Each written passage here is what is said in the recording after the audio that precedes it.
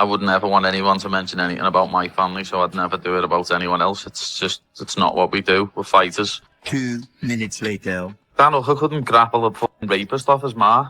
You know what I mean? Okay, strong statement. Just going back and forth on Twitter. They're on the same level. They can do that. So trash kings. Okay, so buckle up, because the beef between Paddy, the Paddy Pimblett, and Hangman Dan Hooker has gone completely nuclear across social media, sending shockwaves through the entire MMA community, with both fighters throwing absolutely vicious shots back and forth.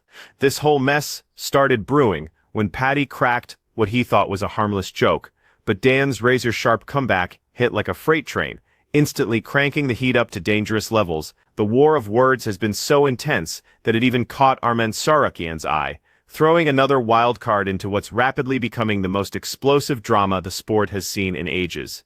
Here's where things get really messy, though. During a recent sit-down interview, Paddy Pimblett clearly stepped over the line while trying to roast Dan Hooker's ground game. What started as your standard pre-fight trash-talking quickly morphed into something that tons of people felt was way beyond acceptable, completely derailing the conversation from actual fighting ability to the controversial language he chose. That one moment triggered an instant firestorm of angry reactions, creating a domino effect of heated emotions that turned an already spicy situation between these two fighters into something much more serious. And lad, people are saying, like, just engage. He's older than that, lad. He's 2 years older than Dan Hooker. That's true. Dan Hooker couldn't grapple a fucking rapist off his ma.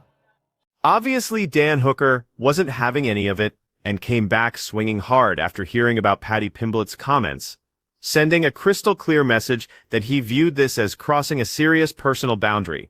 His response showed zero tolerance and zero amusement whatsoever. This was his way of signaling that things had genuinely gotten personal, proving that any previous tension between them was no longer just casual online banter or harmless entertainment. Hooker's response was straight fire. Quote, "It's on site, you fat piece of trash," unquote. But here's where fans started calling Paddy Pimblett a complete hypocrite. Because literally in that same interview, Paddy had flat out refused to discuss Ilia Topuria's family drama, drawing a hard line about what topics he won't touch. Right in the middle of heated rivalry talk, he took time to explain that for him, family stays completely off the table, stressing that while fighters can tear each other apart over skills and competition, personal lives and family members should never enter the conversation. Pimblett actually showed genuine class in that moment, saying he genuinely hopes everything works out for Ilia Topuria, and that his situation gets better, which makes his own provocative remarks about Hooker look even worse. Never want anyone to mention anything about my family, so I'd never do it about anyone else. It's not what we do. We're fighters. We say what we want about each other. Say anything about me, I'll say anything about him. But don't mention families, you know, that's below the belt. And I wish him nothing but the best with it, lad. I hope it all gets resolved. I hope it all gets resolved and he gets to see his child, lad. That's the main thing. But for now, I'm fighting for the world title. He's sitting on the sideline, so when I win this belt, I'm the champ. Don't care if it says interim on it. When I win this belt, I'm the champ. And if he's not back by June, July, he best have to vacate or get stripped, and I am the champ. Things escalated even further when Dan Hooker came back with twice the fury, blasting Paddy Pimblett for staying completely silent when they were standing right next to each other, but running his mouth behind the scenes. Hooker went public saying he genuinely believed they had mutual respect, only to feel completely backstabbed by the inflammatory comments, hitting the internet. But what really made everyone's skin crawl was Hooker bringing up Ricky in his response. This move was viewed as deeply disturbing and completely inappropriate, especially since Ricky was someone incredibly important to Paddy, who tragically took his own life back in 2022, injecting an extremely dark and sensitive element into an already explosive beef. Hooker's message read, "Haven't said anything to my face, have you? I thought we were friends, but you're not a very good friend, are you? Paddy. Rest in peace. Ricky." Paddy Pimblett launched right back at Dan Hooker, with absolute fury, calling out what he saw as a completely unhinged overreaction. He hammered home the point that Hooker had taken a simple hypothetical joke about grappling and blown it completely out of proportion before inexcusably bringing up a friend who had tragically taken his own life. Paddy positioned this as an unforgivable line crossing, while simultaneously continuing to trash Hooker's fighting abilities, making it obvious that this rivalry has become deeply personal and incredibly bitter. Paddy fired back, "Thought we couldn't be friends because I'm ranked higher than you." Took a hypothetical joke about how terrible your grappling is and responded by talking garbage about my friend who committed suicide. Now that's rock bottom, and on-site works fine for me.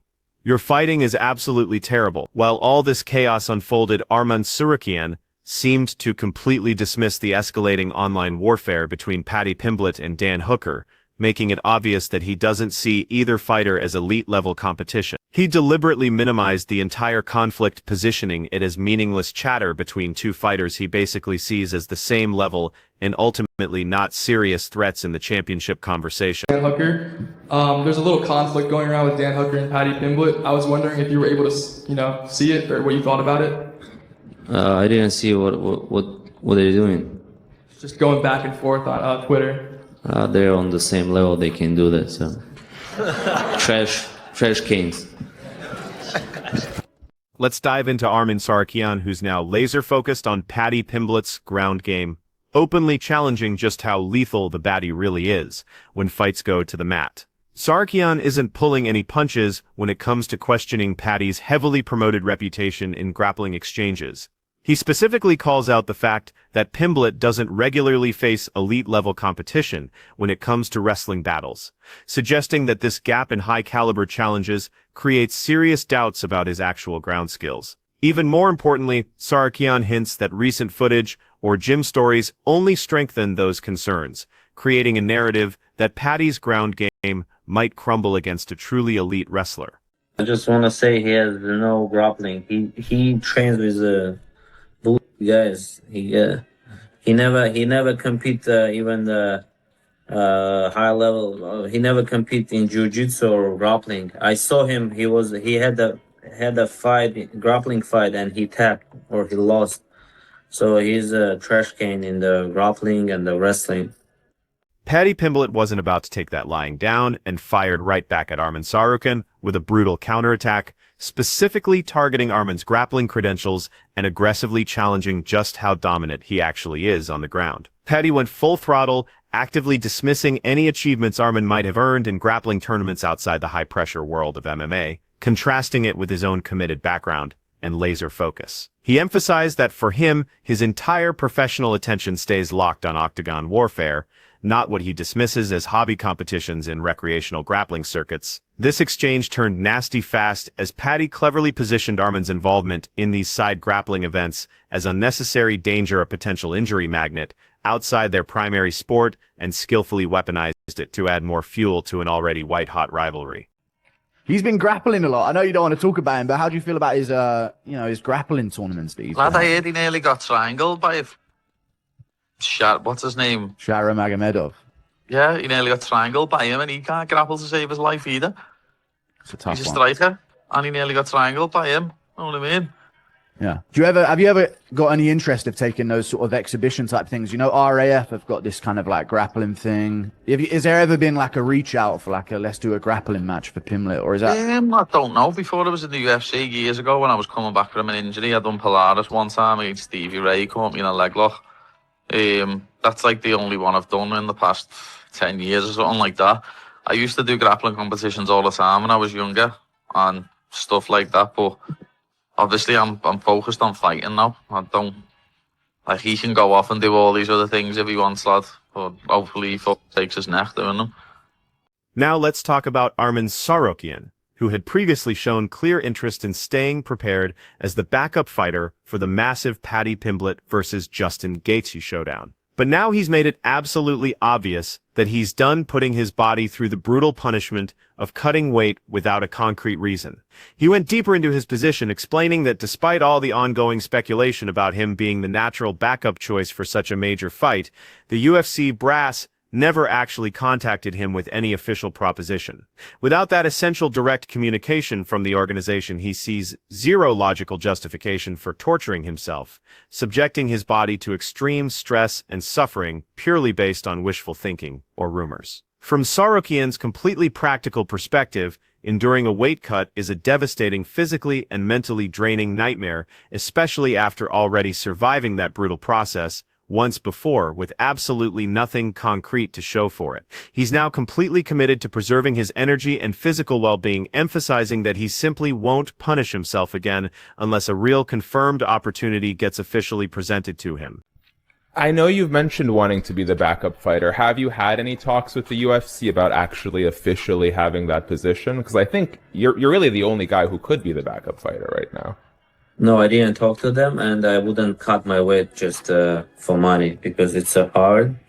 But if they ask me, I'll do that. But they didn't ask, so that's why it's better for me not to cut weight than you know. Sense. Yeah, just if I cut, I wanna fight.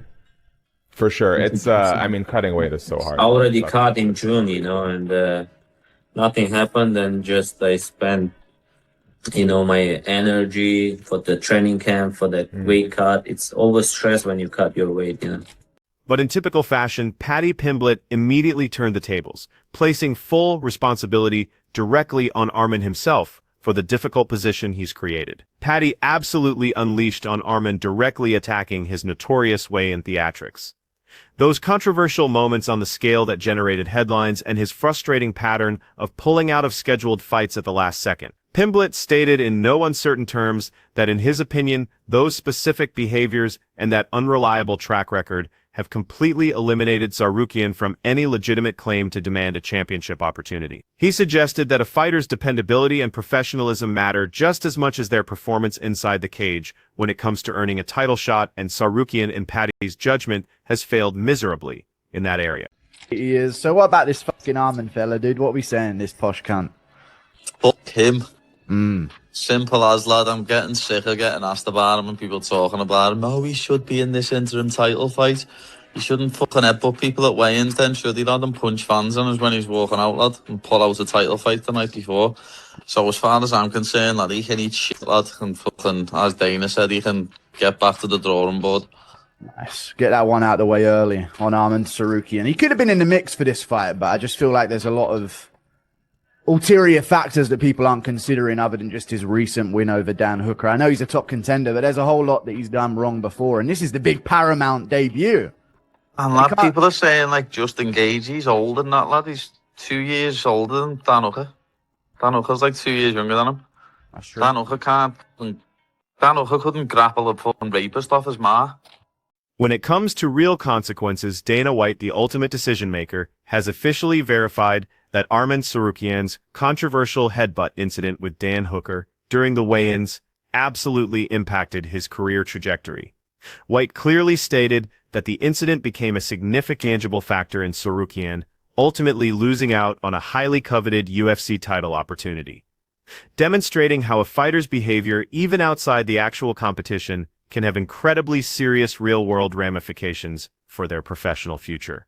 This stands as a powerful reminder that the UFC expects accountability from its athletes beyond just fight performance, emphasizing that maintaining professionalism around the clock is absolutely critical. I obviously am not one of these fans, but some fans thought Arman should have been the one to get a 155 title pound shot. We knew that would happen too. Of course. Did the headbutt play any factor in the decision to not go with him? It did, right? A lot of things have factored in, So let's unpack another chapter of the Arman Tsarukyan saga.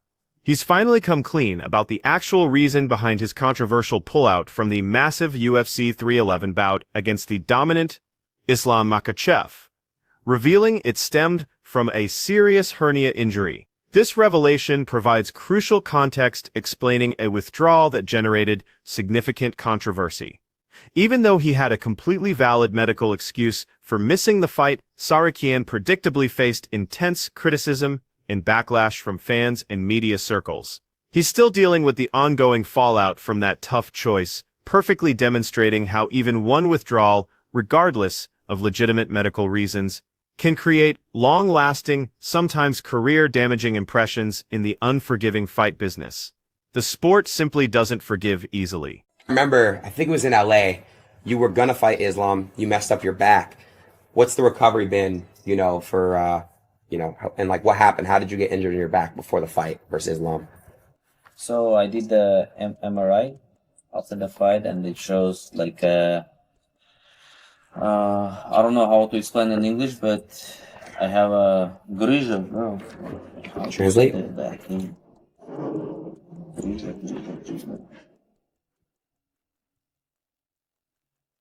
Let's see. Hernia. So I have that thing. Okay. And I may need surgery, I may not. So we'll see if it's gonna bother me again. I gotta do surgery. Gotta remove the hernia. Yeah, remove it. Gotcha. So, was it pretty painful? Yeah, my back was stuck. You know, I couldn't move. And then in 2-3 weeks, I started like. The drama keeps building for Arman Tsarukyan. He also got into a fierce argument with a prominent MMA expert over Ilia Topuria's realistic chances against current champion Islam Makhachev. The expert had argued that while Topuria could potentially compete at 55 pounds, he definitely couldn't handle 170-pound competition. Arman responded with serious heat, quickly shutting down the analysis with blazing intensity. He made it crystal clear that he genuinely believes the expert lacks sufficient deep knowledge or understanding about the sophisticated complexities of mixed martial arts to make such confident predictions, subtly suggesting the analyst was completely out of his league. This confrontation really showcased Arman's belief in his own tactical understanding and his readiness to challenge supposed experts in the MMA community. Topuria has no chance. Whatever. You think Topuria can beat Islam? Yeah. Bro, you no, at 170, MMA, no. Bro, at 170, no. At 155, yes. Like working in an interview, guy. You know shit about MMA. I do. There's no way Ilia Topuria can't. What's good, bro? Yeah, of course. Okay, 165. No, it's 170 as well. Islam fighting 170. He's not 155 fighter. Yeah, that's why I said at 170 I don't think so, but it's close. But at 155 I think Ilia can beat Makhachev. Yeah, very good. No. He has just boxing. That's it. He has grappling too. Where? He submitted Bryce Mitchell. On a completely different note, the legendary Michael Bisping has dropped a massive prediction claiming that Ilia Topuria will not only keep his belt, but will dominate the division all the way through 2026, confidently declaring that nobody currently available has what it takes to dethrone him right now. Bisping recognizes that Arman Tsarukyan is definitely a dangerous wildcard waiting in the shadows, a legitimate threat who could absolutely disrupt everything.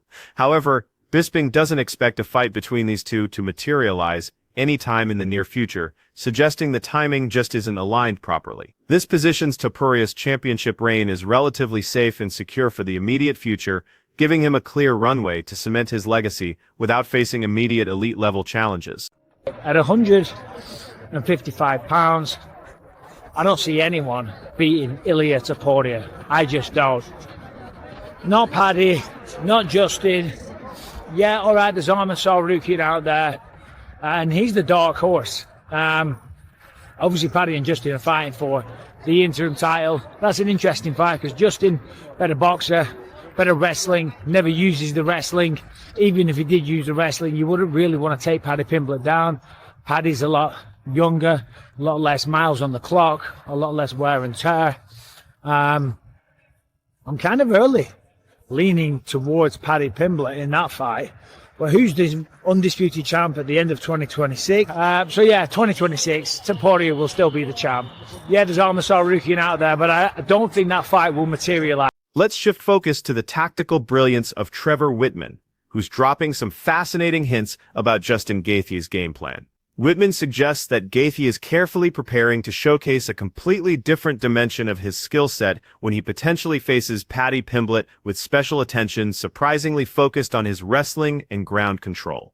Wittman, who coaches Gaethje, explains that the team absolutely isn't treating this as a pure striking battle, which might shock some observers considering Gaethje's reputation as a knockout artist. He continues by emphasizing the incredible amount of intensive training and commitment Gaethje has invested in developing his wrestling in submission defense areas where he's historically been underestimated by casual fans. From Whitman's expert perspective, the primary strategy this time centers on being proactive and aggressive from the opening bell rather than simply reactive. This translates to actively implementing Justin's vastly improved positional control and his devastatingly heavy ground striking as primary offensive tools instead of just defensively trying to survive grappling exchanges or scramble back to standing position. Whatever Paddy's saying is like whatever he's dreaming and thinking, all power to him. We're ready for everything, and we did not go into this fight thinking it's going to be just a striking fight at all. Like Justin has spent so much time. That's probably the proudest thing I am with Justin, is the amount of time that he's put into his grappling, because his wrestling is so high level. But it's more of the offensive and positional type of fighting.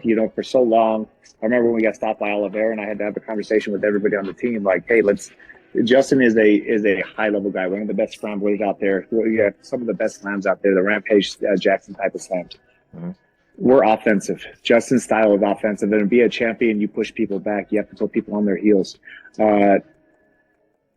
I look at this as when we had the Oliveira fight, we were defensive. We were like, don't get in this position. How do you get out of this position? You can't win fights like that. And you have to win offensively.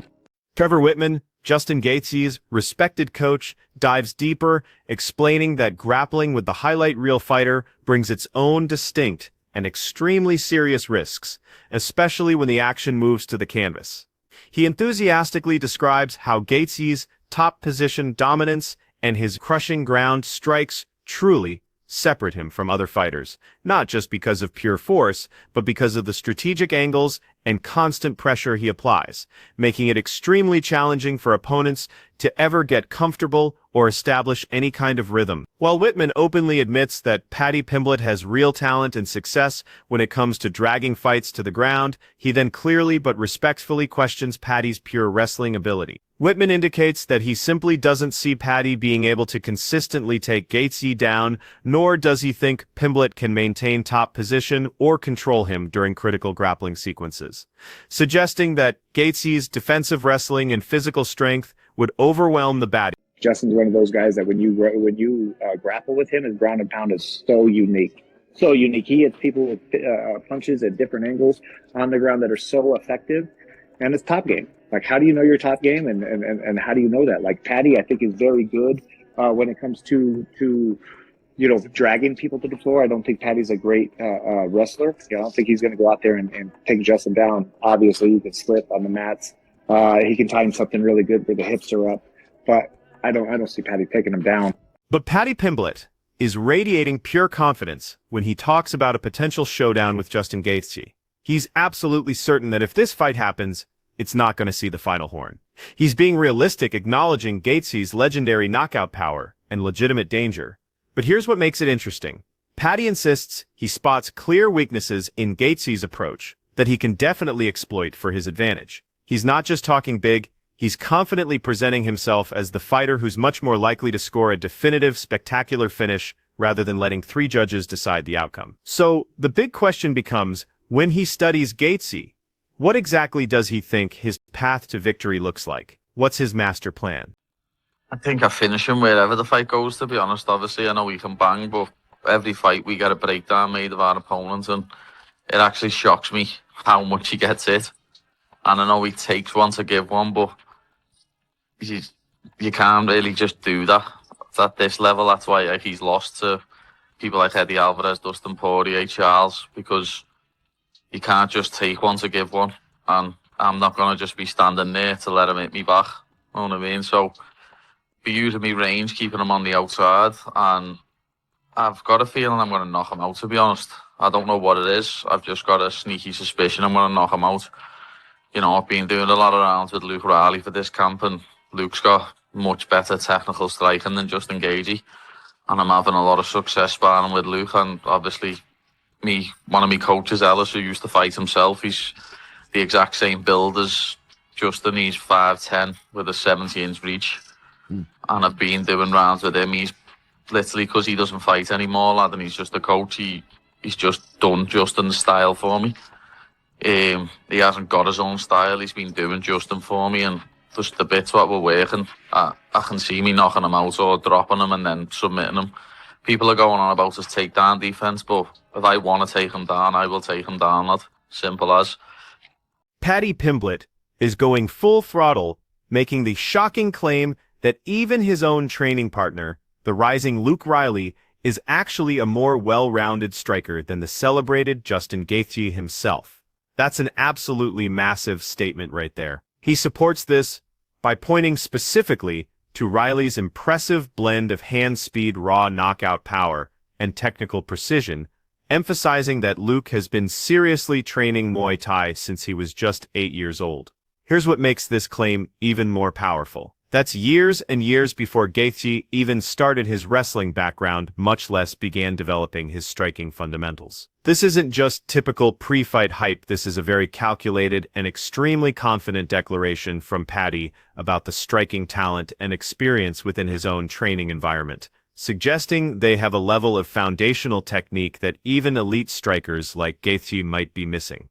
Like me at all. So the fact that I've got Ellis playing Justin Gaethje for me, and then I've got Luke, who's a better, faster, more powerful technical striker than him, I think it all goes into my favour. You got Luke Riley above Justin. You're rating him above Justin Gaethje in the striking department already in his career, you reckon? Yeah. Luke Riley's been fighting Thai in Thailand since he was 8 years old, lad. Yeah. You know what I mean? When Justin Gaethje was wrestling, lad, Luke was fighting Thai and then doing amateur boxing, and Luke's striking is a class above. Trevor Whitman, always the strategist, positions UFC 32024 as an absolutely crucial career-defining moment for Justin Gaethje, strongly indicating that this card represents his last serious championship push. Whitman makes it perfectly clear that the main objective for Gaethje right now is not to hang around chasing easy money fights, or worse, becoming a stepping stone for hungry up-and-coming fighters. The mission is crystal clear and intensely focused to mount one final all-out assault on championship gold. From Whitman's experience viewpoint, the entire approach centers on giving absolutely everything, holding nothing back during this current window, while staying extremely conscious of Gaethje's long-term physical health, and critically, his duties outside competition as a husband and father.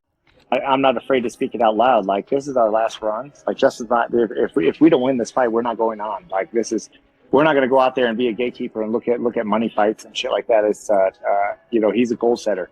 And his mentality, just like he finished up, I don't know if you watched that video, might as well go watch it if you haven't. We're in his house and the family's having a dinner, and, I have that true talk, and I'm talking to his family. I'm not talking to him. And, it's the way he ends it. He's like, it's not over, coach. So that's the key to Justin. Justin is very unique. He would fight over and over and over, but he knows he's got to be there for the family. He's got to be smart and take care of his health. And but we win this belt. My shoot to the moon type of goal would be, let's go out there and repeat defenses. Obviously, this is an interim title fight, so we're not the champ yet. So we'd have to go win that belt next. Now, let's move into some fascinating predictions making waves. Michael Chandler strongly believes that Justin Gaethje has a clear edge over Paddy Pimblett. Chandler is generous in praising Pimblett's obvious talent and entertaining fighting style, but even with that recognition, he still considers Gaethje the far more complete and experienced competitor across all areas. But wait, there's more. Chandler doesn't hold back there. He continues with an even bolder forecast, stating that he completely believes Gaethje has exactly the tools needed to defeat the dangerous Ilia Topuria sometime this year if that dream fight gets booked. This prediction really demonstrates Chandler's deep faith in Gaethje's overall capabilities and his ability to perform at the absolute peak levels of the division, not just against Paddy, but against anyone in the weight class. When Gaethje and Paddy finally collide, what do you think that violence looks like? Oh man, more skilled, more experienced, I think better fighter all around, Justin Gaethje. But I also have been on record and said that Paddy Pimblett is better than a lot of people think he is. Because of his, his haircut and the way he talks and some of the, the strength of schedule. People don't give him a lot of credit, but when I fought him in April in Miami, I'm not going to say that I was surprised because I was expecting the best version of Paddy, but he's better than a lot of people give him credit for. He's got long reach, good kicks, pretty darn patient and composed in there. But Gaethje's a whole different animal. So if I had to bet, which I can't, but if I had to lean one direction, I'd go Justin Gaethje, interim champion, and then he beats Ilia Topuria later on this year. Let's hear from another legend of the game. Chuck Liddell has shared his expert opinion on the much-anticipated potential clash between Paddy Pimblett and Justin Gaethje, providing his seasoned perspective. Liddell thinks that Pimblett could very well be stepping into an extremely difficult and demanding challenge in this particular matchup, representing a real measuring stick for his developing career. While he's smart enough to avoid the complicated matchmaking business that often influences these major fights, Liddell clearly finds the potential bout fascinating, openly stating that he has tremendous respect for both competitors and their proven abilities. He even drops a telling hint implying that Gaethje could absolutely secure a highlight reel feel in this contest, which naturally only increases the excitement and anticipation for what should be an absolutely explosive and memorable war for everyone watching. People are upset that Paddy Pimblett's getting the title shot versus Gaethje instead of Arman. What's your take on that?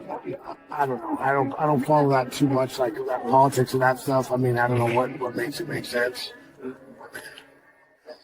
You could fight in Arman, you have to find the winner. So who do you got in that fight? Do you have Paddy or do you have Gaethje? You know, I'd like to see. I like both guys, so it's an interesting fight. I always make you pick one. You got to pick one. You got Paddy. I'd like to see Gaethje pull it off. That brings us to the end of today's comprehensive breakdown of the latest MMA chaos, and we sincerely hope you were entertained. From start to finish, we covered serious ground, from bitter feuds and controversial accusations to fearless predictions and tactical breakdowns from elite-level coaches. We're dying to know what you think about all this incredible drama and these potential dream fights, so drop your predictions, your hot takes, and any questions burning in your mind in the comments right below. If this content hit the spot, please smash that like button and definitely subscribe to stay locked in for our next comprehensive breakdown of everything happening in combat sports.